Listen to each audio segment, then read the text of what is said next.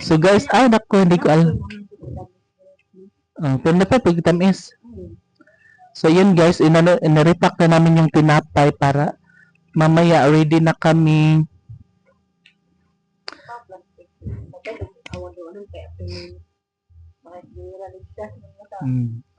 Ligtas ang may alam.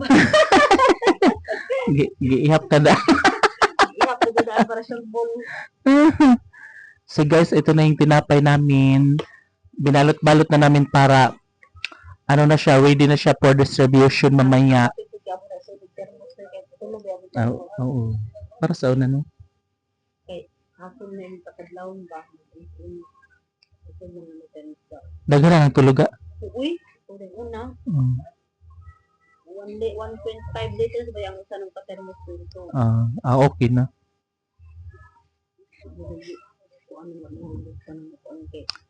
Nakasimbang gabi na ka diya? Sweet ka? Wow. So, mao lagi to guys.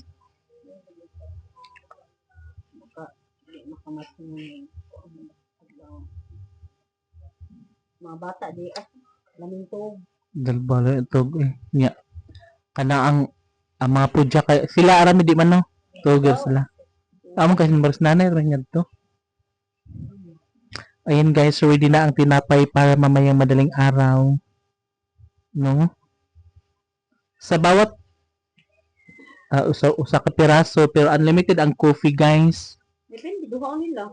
Pwede nila dalawahin ang tinapay tapos ang coffee unlimited din. Kaya di man kayo dagan gana manimba no. Uy, dagan. Dagan? Hello. Marami pala. So mag-water. May kuan dispenser na to. Timpla pa. Ano man ang timpla din na daan kay huwag na lang. So mamaya guys, maggawa na kami ng coffee tapos ilalagay namin sa thermos. 3 piraso ang thermos namin. Tapos doon na ilalagay para pagka umaga kahit matulog diretso na sa papilya na lang pagkagising. Hindi na masyadong mapagod. 400 pesos niga ng papan? Dagan naman na guys. So maoto kana ang ready na lang ni kay para mamaya so kain-kain na lang ang ating mga dumadalo ng simbang gabi, no?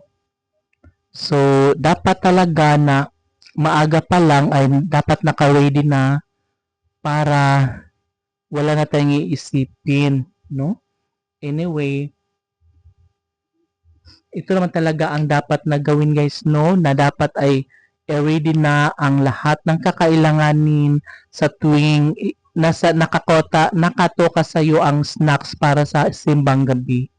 So tinapay at coffee lang naman kaya okay na, handa na. So see ya later. Thank you so much guys. See you in my next video.